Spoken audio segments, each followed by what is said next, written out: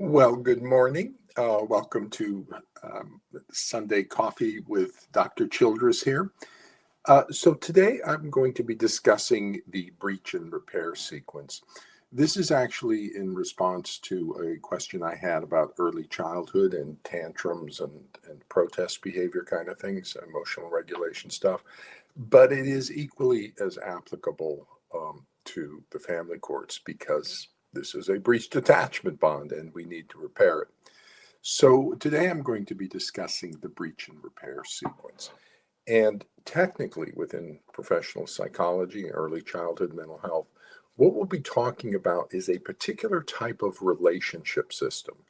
And there's two relationship systems. The one is attachment, and a lot of people are now familiar with attachment, the bonding brain system, the emotional, the brain system for love and bonding throughout childhood and life, including the management of the grief response when relationships are breached.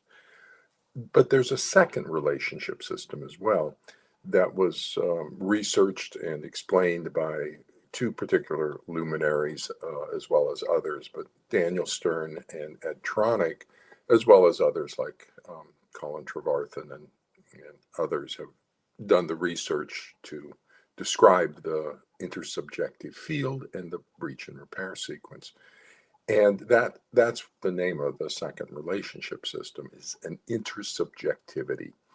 And it's a big word. What it means is we each have our own subjective experience. But what we've discovered is that we actually share a subjective experience, an intersubjective field. And so people are not like billiard balls that just bounce off of each other. We actually interpenetrate. Our minds do, our neurological networks do, and will synchronize with other brains. And that's a lot of the relationship system. That's how our emotions develop greater complexity, language, all sorts of things happen because of this synchronization of two brain states in an intersubjective field. Now, we also breach that field. We also interact as separate people, and then we also interpenetrate, and we go back, and that's the breach and repair sequence we're talking about. Is we're in a shared psychological state, then we separate, and then we repair that state. The way I typically describe the intersubjective field is as a psychological connection system. It's the brain system that works when we're in the movies. So when we're in the movies, we're actually sharing a psychological state with the actors. We're in an intersubjective field. So we wind up feeling what they feel as if we were having the emotions ourselves. And so it's basically a brain connection system and works closely with the attachment networks. So regarding the breach and repair sequence, one of the primary sources for understanding this has been the still face research from Dr. Tronick out at Harvard. He's been doing this for 40 years. And what he does is he puts a camera on the infant and a camera on the parent, and then has them go through a set of a sequence of behaviors. The mother starts off normal, then she goes still face, and then it's repaired at the end. And this still face has paradigm through 40 years of research has produced a great understanding for what the breach and repair sequence is. Now, you notice the research is on infants. It's not about infants. It is, but it's not. It's about the brain. And we can see the brain developing more clearly in infancy because we just got it coming online. And so that's where Tronick and others, Stern, Trevarthen and others have studied this infant period because that's when we can see this relationship systems, both attachment, but more importantly, the intersubjective system coming online during early childhood. And so that's what, but we use it, the same brain systems, everything throughout lifespan. It just gets covered with language and other more complex stuff and kind of gets buried. So we're actually talking about here the brain networks that underlie everything that we do. And critical to that is the breach and repair sequence. So you can Google this. This is up on YouTube where Dr. Tronick goes through and shows clips from the still phase study and explains it basically. And so I would recommend that you go up to YouTube and Google this and watch it. And as you're watching, you'll see the three phases.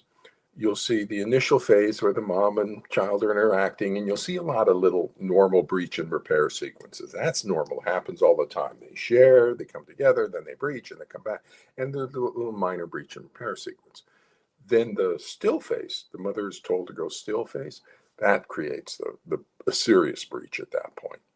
And the child tries all sorts of things to re-engage the mom, and you'll see it, and then the child eventually collapses and starts crying and loses emotional regulation. Then the mother returns to the child and repairs the relationship. Now, something important to or as you watch for that, first watch kind of in the opening part how quickly those breach and repairs happen all the time.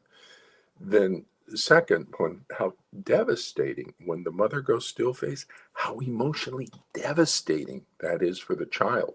That breach in a parent-child bond is extremely painful for the child. And that has implications for the family courts because that's what all the children who are separated from a parent are going through is that level of grief and pain. If they're not showing it, that's of clinical concern because we know it's there. That's how the brain works on a breach. And so notice how distressed the child becomes at a breach relationship. Then watch the third feature is how easy it is to repair the breach. The mother simply applies empathy.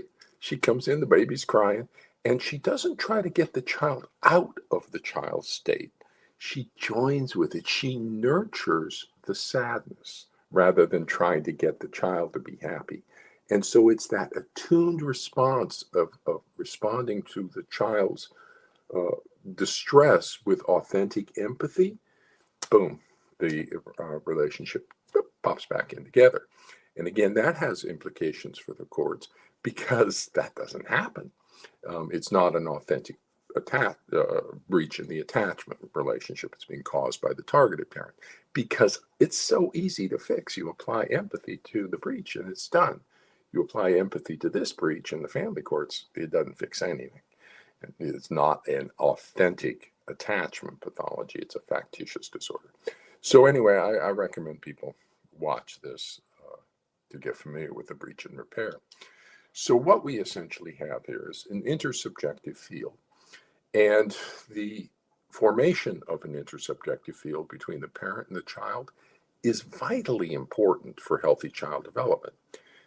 And that's something this picture kind of describes or shows that we actually interpenetrate each other. We're not billiard balls. We're in a shared field. And what the research of Tronick and others has shown is that the breach and repair sequence is not just like normal, it's vitally important for healthy child development. We want that. And without that, the child's development will suffer. And that's Tronick's book, The Power of Discord. I'll be quoting from a little bit later. Talks about the importance of discord. It's not a bad thing for conflict as long as we fix it, as long as it's repaired. The worst thing we can do is leave a breached attachment bond unrepaired. So we start with the intersubject field, and then there's breaches, and they're caused by an empathic failure.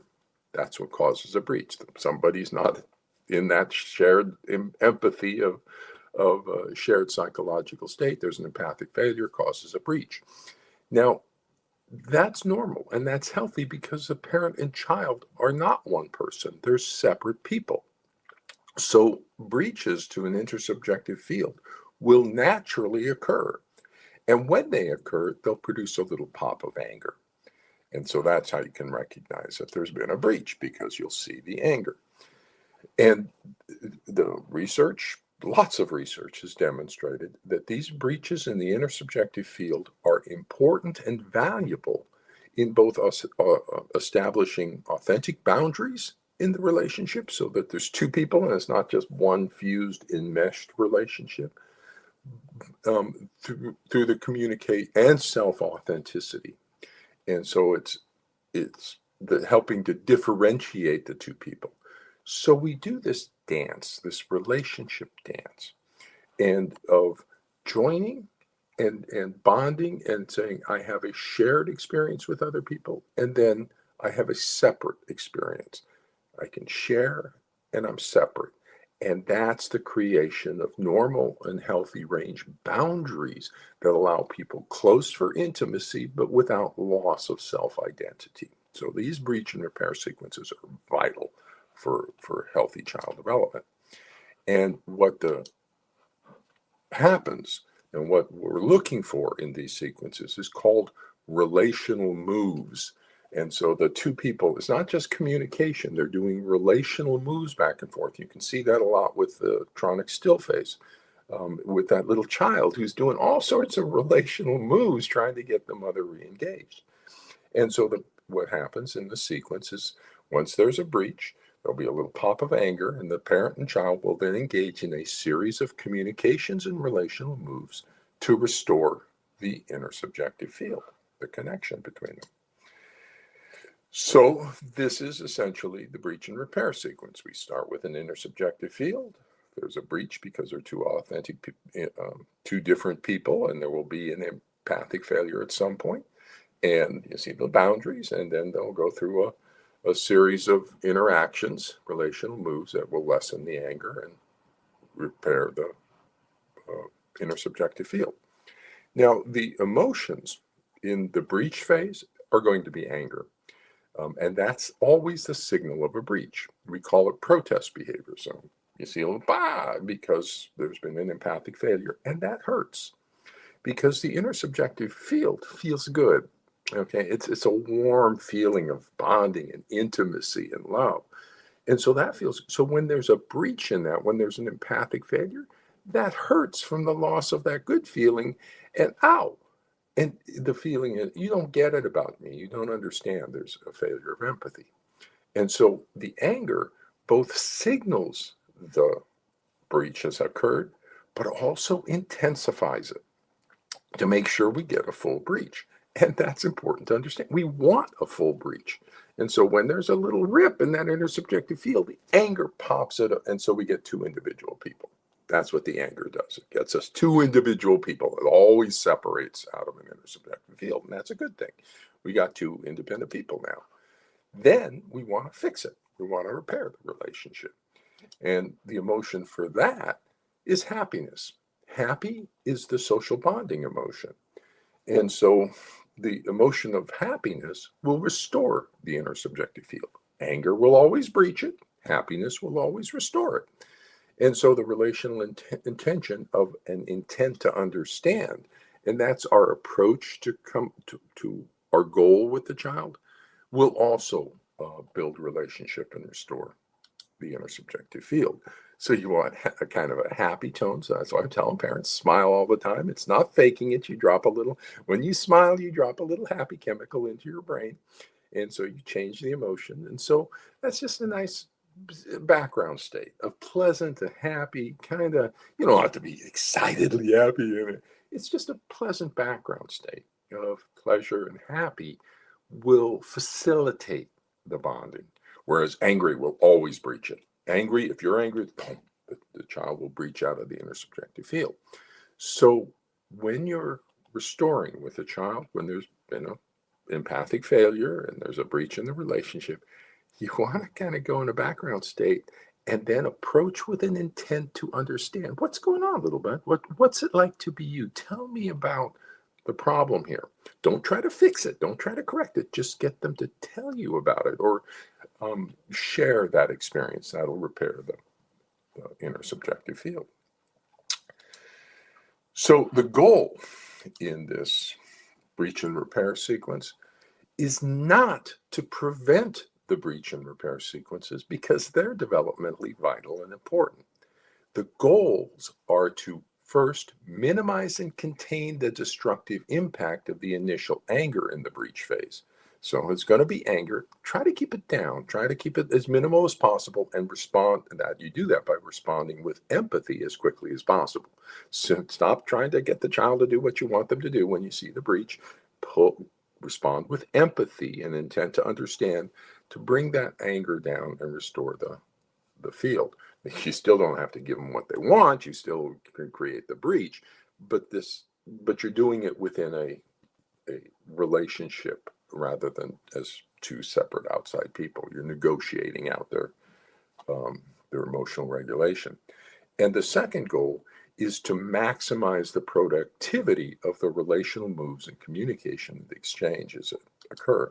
So if you come to me for therapy, that's what I'm going to be trying to do, is teaching you skills and teaching you ways to minimize the destructive impact of that initial anger, but then also how do we facilitate that rebonding again in that breach and repair sequence. The intent to understand, incredibly important. There's 4 intentions. 2 are maturation building, intent to task, and intent to change. 2 are relationship building, intent to be with, and intent to understand. And the intent to understand is wonderful. It is one of the most powerful relationship building organizing intentions. Parenting is not about what we do, it's about who we are. It's about what motivates our actions. And that's what the child's brain is reading. It's reading what's motivating our actions. And the intent to understand involves a simple and sincere desire to understand the other person's perspective from the other person's point of view. Empathy. And so what's it like to be you? It's just a simple curiosity. And it is so fragile. It will be easily crushed by an intent to understand, by an intent to task, or an intent to change. And so when there's a breach, with adults, with children, anytime somebody's angry about something, that's your signal that there's a failure of empathy somewhere. And so you want to come in with this empathy and intent to understand with a background state of pleasant that will help facilitate the bonding rather than this firm and structure and you need to do, because that's going to create the breach, the anger. So let's talk a second about Tronick and the Power of Discord. This would be my recommended reading about the breach and repair sequence by Tronick and Gold, where they talk about the research on the still phase. And Tronick, these are some statements he's made about the breach and repair sequence. That moving through messiness turns out to be the way we grow and develop in relationships from earliest infancy through adulthood. This might seem counterintuitive, as you might think that in healthy relationships there is no place for discord. Shouldn't 2 people in a good relationship always get along? And so this is a very popular misconception that the parent and child who are getting along all the time have a healthy relationship. No, they don't. We want the breach and repair sequences. That's not actually accurate. Let's see, here we go. That previous infant research has reflected the assumption that the more synchronous and attuned the interactions, the more optimal or clinically normal the relationship is.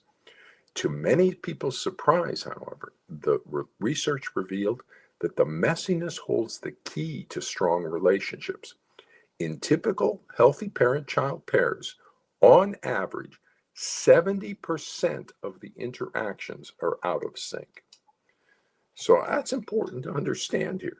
The research indicates that in healthy relationships, 70% of the time they're mismatched. They're out of sync. There's a breach and they're struggling with the repair. They're working through the repair. And that's healthy.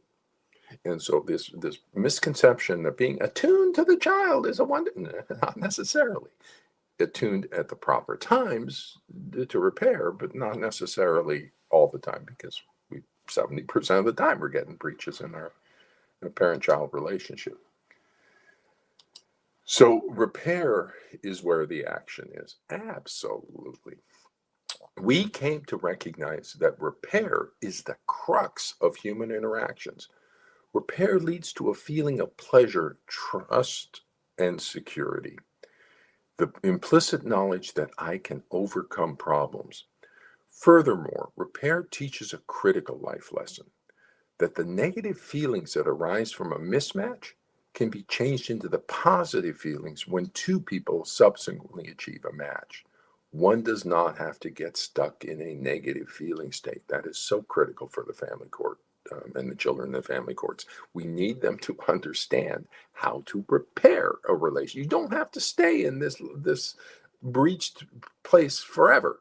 There's been a breach. So how do we fix it? And that's an important life skill and life lesson that they learn in childhood. We came to understand mismatch and repair as a normal and ongoing experience, fundamental to our species' development as social beings. As long as there is the opportunity for repair, mismatch in 70% of the interactions is not only typical, but conducive to positive and healthy development in children. We need normal messiness in order to trust each other. Messy relationships, conflict is not a problem. It is a good thing as long as we repair. Some cultures are very flamboyant in their emotional displays. Southern European cultures, I think of particularly in those, would be more emotionally expressive. African American cultures tend to be more expressive. Asian cultures tend to be less expressive. But these more emotionally expressive cultures have a more conflict, but that doesn't mean they don't have healthy relationships because they also repair. It's not the level of conflict that causes the damage. It's the failure to repair after the conflict. So we use the term regulatory scaffolding to describe the developmental process by which resilience grows out of the interactive repair of the microstresses that happen during the short-lived, rapidly occurring mismatches. The caregiver provides good enough scaffolding to give the child the experience of overcoming a challenge and ensuring that there is neither too long a period to repair nor too close a mismatch with no room for repair. So, what we want to accomplish here in that rather dense professional quote there is we're going to get a lot of these short-lived breach and repair sequences. That's what we want. Going back to that first segment of the still face where the parent and the child, where they have rapidly occurring mismatches and the parent provides good enough parenting. Not perfect parenting. We don't want them totally aligned and the tune. Good enough. You make a mistake, but you fix it.